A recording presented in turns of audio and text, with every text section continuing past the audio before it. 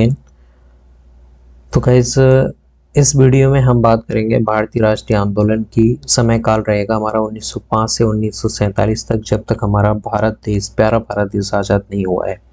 और इस समय काल में हम देखेंगे गांधीवादी चरण, साथ में हम देखेंगे इसके समानांतर में जो भी व्यापक आंदोलन हुए हैं, जो भी प्रक्रियाएं चली हैं, चाहे वो बंगाल का विभाजन हो, चाहे वो मुस्लिम लीग की स्थापना हो, चाहे वो आपके लखनऊ समझौता हो, सूरत अधिवेशन हो, सारी हम प्रोसीजर से चलेंगे।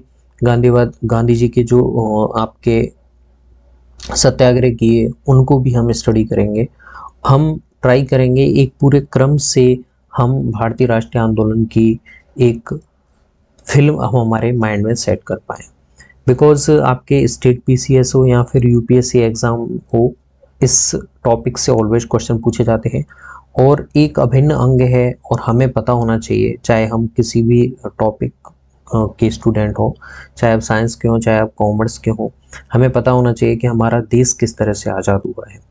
तो एक सम्मिलित रूप से मैंने यहाँ पे एक प्रेजेंटेशन के द्वारा ट्राई की है कि एक आप आधुनिक भारत के इतिहास को समझ पाएँ। एंशिएंट इतिहास तो बहुत दूर की बात है, एक आधुनिक भारत के इतिहास की झलक भी अगर आप देख पाएँ तो आप उचित मायनों में इस स्वतंत्रता की कीमत समझ पाएंगे। तो देखिए, सबसे पहले हम बात करते हैं एक ऐसे राजनीतिक दल की जिसकी मुख्य भूमिका रही भारत को स्वतंत्रता दिलाने में। हालांकि इस बीच कई सारे उतार चढ़ाव आए, वो भी हम यहाँ पे देखेंगे। तो भारतीय राष्ट्रीय कांग्रेस, इंडियन नेशनल कांग्रेस की स्थापना की अगर हम बात करें तो इसकी स्थापना हुई 1885 में, और इसमें भारतीय नेताओं के सहयोग से एक अंग्रेज सेवानिवृत्त अधिकारी थे ए.ओ. ह्यूम के मदद से, के सहयोग से इसकी स्थापना हुई। और इसका प्रथम अधिवेशन की बात करें तो 1885 में मुंबई की गोकुलदास तेजपाल संस्कृत विद्यालय में संपन्न हुआ, जिसमें 72 प्रतिनिधियों ने हिस्सा लिया। अब ये सब आंकड़े आप अकॉर्डिंगली याद रखें। बेसिकली एग्जाम में डेट पूछी जाती हैं, अधिवेशंस में पूछें तो वहाँ अध्यक्ष पूछे जाते हैं। तो भारतीय राष्ट्रीय कांग्रेस में आप दो विचारधाराएं देख सकते हैं, दो अलग अलग नेताएं देख सकते हैं। एक थे उदारवादी, ठीक है, दूसरे थे उग्रवादी चरण के। उग्रवादी यानी कि एक्सट्रीमिस्ट, जो बिलीव रखते थे कि स्वतंत्रता विद्रोह से प्राप्त की जाती है, न कि किससे, मनुहार लगा के, गुहार लगा के। उदारवादी लोग थे जो चाहते थे कि ब्रिटिश सरकार के साथ में एक बीच का रास्ता निकाल के, उनसे हम विद्रोह तो कर नहीं सकते, हमारे पास में इतने हथियार नहीं है, तो क्यों ना एक बीच का रास्ता अपना के हम स्वतंत्रता को प्राप्त करें। लेकिन कुछ नेताओं को ये मंजूर नहीं था, इसलिए वो अलग होकर उन्होंने अपनी एक विचारधारा अलग बनाई, उग्रवादी विचारधारा। तो उदारवादी चरण का समय था बेसिकली 1885 से 1905 तक का। लेकिन बंगाल विभाजन के बाद में दोनों जो नेताओं का जो ग्रुप था, उनमें मन मुटाव आए, कईयों की विचारधाराएं अलग होने की वजह से उग्रवादी एक विचारधारा या फिर उग्रवादी चरण का समय शुरू होता है 1905 से 1919 तक। और 1919 के बाद में एक मुख्य व्यक्तित्व का प्रवेश होता है भारतीय राष्ट्रीय आंदोलन की भूमिका में, वो थे महात्मा गांधी जी। और उनका जितने भी आंदोलन रहे, उनके जिनकी सत्याग्रह रहे जितने भी, वो 1947 तक चलेंगे, वो भी हम देखेंगे। इस टॉपिक में मैं बेसिकली दो वीडियो और लाने वाला हूँ। यहाँ पे हम बेसिकली 1919 तक के टॉपिक के 1919 तक जो हुआ है वो हम यहाँ पे डिस्कस करेंगे। सबसे पहले हम बात करें उदारवादी चरण था। उदारवादी पंथ के जो नेता थे वो कौन कौन थे? तो इसमें देखिए, सामान्य नेता थे वो प्रार्थना पत्र, स्मरण पत्र या फिर प्रतिवेदन के द्वारा सरकार तक अपनी मांग पहुंचाते थे। और इसमें मुख्यतः देखिए सुरेंद्रनाथ बनर्जी, गोखले, मदन मोहन मालवीय जैसे नेताओं का वर्चस्व था। आप डायग्राम में देख सकते हैं गोपाल कृष्ण गोखले, दादा भाई नौरोजी, जिन्हें भारतीय अर्थव्यवस्था का जनक कहा जाता है, और रोमेश चंद्र दत्त, सुब्रमण्यम अय्यर, बदरुद्दीन तैयब जी, सुरेंद्रनाथ बनर्जी, फिरोज शाह मेहता, महादेव गोविंद रानड़े। फिरोज शाह मेहता बाद में इस दल के नेता भी, मुख्य नेता भी बनते हैं, ठीक है, ओके। अब हम आ जाते हैं उग्रवादी चरण जो एक्टिव रहा है बेसिकली 1905 से 1919 तक। इस चरण के नेताओं में मुख्यतः लाल बाल पाल थे। लाल यानी कि लाला लाजपत राय, पाल यानी कि बिपिन चंद्र पाल, बाल यानी कि बाल गंगाधर तिलक सम्मिलित थे। इनका मानना था कि स्वतंत्रता शिष्टाचार या फिर गुहार लगाने से प्राप्त नहीं की जा सकती, इसके लिए आपको संघर्ष करना पड़ेगा। इसके लिए आपको विद्रोह करके परतंत्र की बेड़ियों से मुक्त होके आवाज उठा के जो गैर मुल्क के लोग हैं, जो गैर सरकार है, उनसे छीननी पड़ेगी आपको, वो आपको देके नहीं जाएंगे गिफ्ट में। ठीक है, इनका ये मानना था। देखिए इसमें ये थे लाला लाजपत राय जी, बाल गंगाधर तिलक और विपिन चंद्र पाल। तो इन्होंने अपनी पत्रिकाओं की मदद से लोगों में स्वतंत्रता का भाव पैदा किया और उनकी विचारधाराओं को कहीं ना कहीं उदारवादी पथ से ले जाके उन्होंने राष्ट्रीय आंदोलन की एक नई विचारधारा को जन्म दे दिया, उग्रवादी चरण, जिसमें उन्होंने स्पष्ट कर दिया कि अब हमें स्वतंत्रता इन ब्रिटिश सरकार के सहयोग करने से प्राप्त नहीं हो सकती है, हमें इनसे विरोध करना ही पड़ेगा, हमें इनसे लड़ाई लड़नी ही पड़ेगी। अब बंगाल का विभाजन और स्वदेशी आंदोलन देखते हैं। तो देखिए जुलाई 1905 में ब्रिटिश सरकार द्वारा बंगाल विभाजन की घोषणा की गई। अब देखिए ब्रिटिश सरकार थे वो बहुत ही चालाक किस्म के लोग थे, उन्हें पता था। एक राइटर थे ब्रिटिश सरकार के ही, उन्होंने एक बुक लिखी थी इंडियन मुसलमान या फिर इंडियन मुस्लिम। उस बुक में उन्होंने मेंशन किया था कि अगर आप इंडिया पे राज करना चाहते हैं तो यहाँ रहने वाले भारतीयों में रहने वाले हिंदू और मुसलमानों के बीच में आप नफरत पैदा कीजिए, इनके बीच में अलगाव पैदा कर दीजिए, तो आप बहुत लंबे समय तक इन पर राज कर पाएंगे। ठीक है, तो इन्होंने फूट डालकर राज करने की नीति अपनाई और इन्होंने इस नीति का बदस्तर उपयोग करके 1905 में संवैधानिक तरीके का बहाना बना के बंगाल का विभाजन कर दिया। इन्होंने बताया कि बंगाल एक बहुत बड़ा प्रांत है, यहाँ पे संवैधानिक परिचालन अच्छे से नहीं हो रहा है, तो इन्होंने इसे विभाजन कर दिया और इन्होंने स्पष्ट रूप से सांप्रदायिक रूप से विभाजन किया था। एक साइड में हिंदुओं का वर्चस्व यानी कि हिंदुओं की जनसंख्या ज़्यादा थी, एक साइड में मुसलमानों की जनसंख्या ज़्यादा थी। तो एक तरह से हिंदू और मुसलमानों को इन्होंने अलग करने की ट्राई की, लेकिन जो नेता थे हमारे, जो स्वतंत्रता सेनानी थे, उन्होंने इनकी नीतियों को भापा और उन्होंने ट्राई की उन सांप्रदायिकता को ख़त्म करने की और लोगों के बीच में प्यार को बढ़ाने की। 7 अगस्त 1905 को कोलकाता में स्थित टाउन हॉल में एक बैठक के दौरान स्वदेशी आंदोलन को औपचारिक घोषणा की गई और बहिष्कार संबंधी प्रस्ताव पारित किए गए। स्वदेशी आंदोलन की शुरुआत होती है और बहिष्कार शुरू हो जाते हैं। तो देखिए 16 अक्टूबर 1905 को विभाजन लागू कर दिया गया। ठीक है, ये खूब आंदोलन हुए लेकिन बंगाल का विभाजन किया ही गया, ब्रिटिश सरकार ने इसे रद्द नहीं किया। 16 अक्टूबर 1905 को विभाजन लागू कर दिया जाता है और इस दिन को शोक दिवस के रूप में मनाया जाता है। भारतीय, मुसलमान और हिंदू अपने कलाइयों में, एक दूसरे की कलाइयों में राखी बांधकर एक दूसरे की एकता का प्रतीक हो शो करते हैं। यहाँ पे कुछ डायग्राम मैंने शो किए हैं जो आप देख सकते हैं। एक झलक बंगाल विभाजन की और साथ में ही स्वदेशी आंदोलन में आगे बढ़ती हुई महिलाएं जो व्यापक आंदोलन में भाग ले रही हैं उसकी एक झलक प्रस्तुत करते हुए आपको नजर आ जाती है। आगे बढ़ते हैं हम। इसी दौरान रविन्द्रनाथ टैगोर ने एक गाना लिखा, आमार सोनार बांग्ला नामक प्रसिद्ध गीत लिखा, जो आगे चलकर 1971 में बांग्लादेश का राष्ट्रीय गीत बना। ठीक है, 1905 में कांग्रेस का बनारस अधिवेशन होता है और उसकी अध्यक्षता संभालते हैं गोपाल कृष्ण गोखले और इन्होंने इस सेशन में बंगाल में चल रहे स्वदेशी और बहिष्कार आंदोलन का समर्थन किया। उन्होंने माना कि स्वदेशी चीज़ों का यूज करो और विदेशी चीज़ों का बहिष्कार कीजिए। ठीक है, 1906 में कांग्रेस के कलकत्ता अधिवेशन में दादाभाई नौरोजी ने भारतीय राष्ट्रीय कांग्रेस का मूल लक्ष्य स्वराज प्राप्ति बताया। ठीक है, उन्होंने अपना मूल लक्ष्य, दादाभाई नौरोजी ने बताया कि हमारा मूल लक्ष्य है स्वराज्य प्राप्ति ही होना चाहिए इंडियन नेशनल कांग्रेस का। यहाँ पे कुछ पार्टीशंस की, बंगाल पार्टीशंस 1905 की आप पिक्स देख सकते हैं। अब हम आगे आते हैं।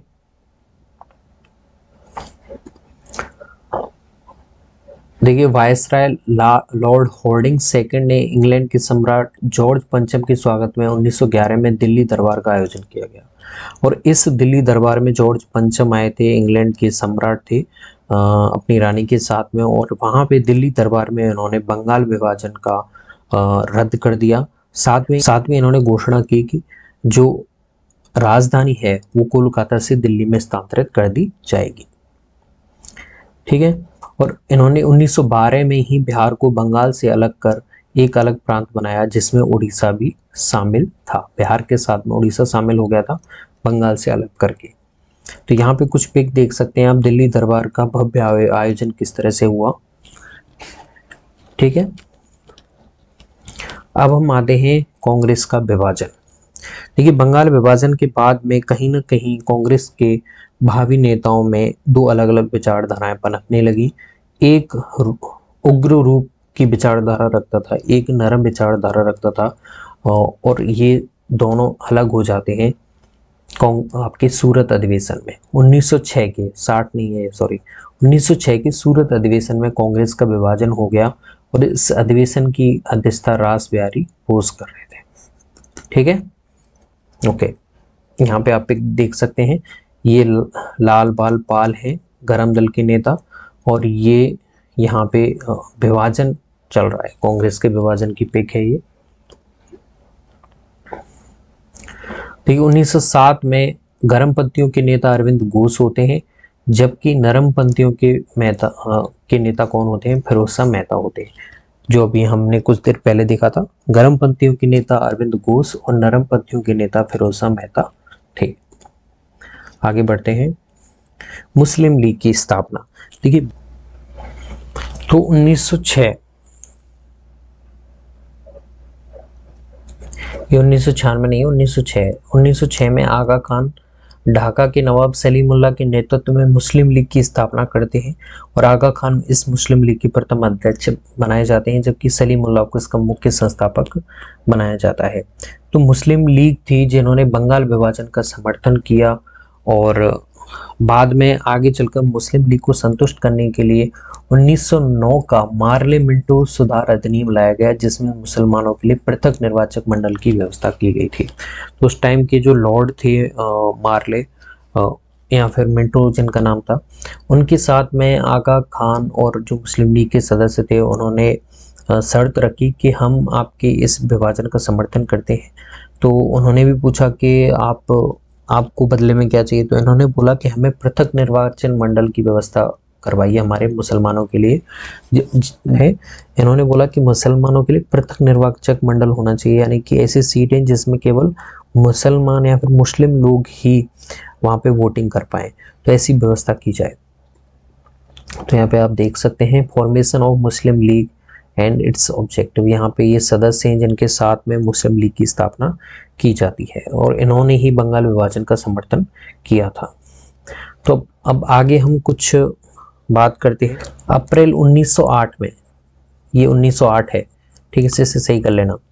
अप्रैल 1908 में खुदीराम बोस एवं प्रफुल्ल चाकी ने मुजफ्फरपुर के बदनाम जज किंग फोर्ड्स की हत्या करने का सफल प्रयास किया, और इस घटना के बाद में प्रफुल्ल चाकी खुद को गोली मारकर शहीद हो जाते हैं, और खुदीराम बोस को फांसी दे दी जाती है। ठीक है। तो यहाँ पे आपको ध्यान रखना है खुदीराम बोस और प्रफुल्ल चाकी। देखिए, दिसंबर 1912 में रास बिहारी बोस ने लॉर्ड हार्डिंग पर बम फेंका और जापान भागे। इस षड्यंत्र से जुड़े अन्य आरोपी थे अमीर चंद, बाल मुकुंद बिस्सा, अवध बिहारी, बसंत विश्वास पर दिल्ली संयंत्र केस के तहत मुकदमा चलाया गया और उन्हें फांसी दे दी गई। तो रास बिहारी बोस तो बम फेंकने के बाद में जापान चले जाते हैं, लेकिन इनसे जो जुड़े अन्य आरोपी थे उन्हें गिरफ्तार कर लिया जाता है। उन पर दिल्ली षड्यंत्र केस के तहत मुकदमा चलाया जाता है और अंत में उन्हें फांसी दे दी जाती है। तो यहाँ पे आपको ध्यान रखना है, अप्रैल में खुदीराम बोस थे, ये जो आप फोटो देख सकते हैं, और ये प्रफुल्ल चाकी थे जो शहीद हुए खुद को ही गोली मारकर। ठीक है। यहाँ पे आप देख सकते हैं कितनी कम एज में उन्होंने अपना बलिदान दिया भारतीय राष्ट्रीय स्वतंत्रता के लिए, प्रफुल्ल चाकी और खुदीराम बोस। आगे आते हैं होम रूल लीग आंदोलन।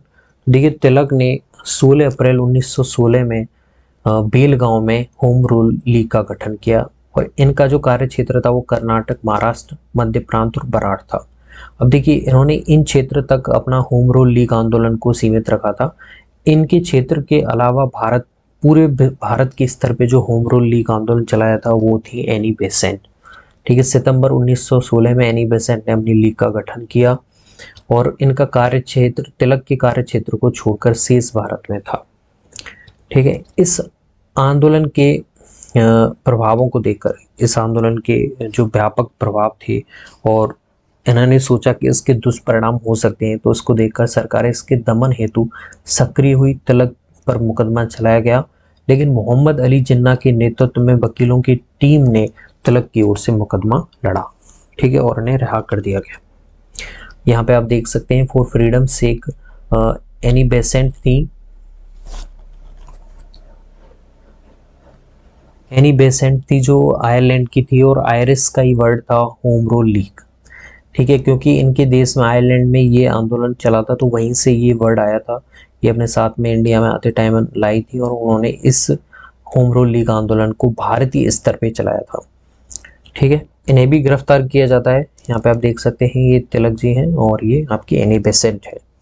आगे बढ़ते हैं तो जून 1917 में एनी बेसेंट को भी गिरफ्तार कर लिया गया, लेकिन मॉन्टेग्यू की घोषणा के चलते सितंबर 1917 में इन्हें रिहा कर दिया गया। थोड़ा सा हिंदी में कुछ टाइपिंग में प्रॉब्लम हो सकती है, तो आप समझ जाना खुद ही। दिसंबर 1917 में कांग्रेस का जो सेशन होता है वार्षिक अधिवेशन में, तिलक के प्रस्ताव पर उन्हें अध्यक्ष चुन लिया जाता है। तो ध्यान रखना है आपको एनी बेसेंट को कांग्रेस की किस अधिवेशन में। ठीक है, तो 1917 दिसंबर में तिलक के प्रस्ताव पर उन्हें अध्यक्ष चुन लिया जाता है। ये देख सकते हैं मीटिंग हो रखी है। ओके, अब लखनऊ अधिवेशन होता है 1916 में। कांग्रेस और मुस्लिम लीग का समझौता होता है।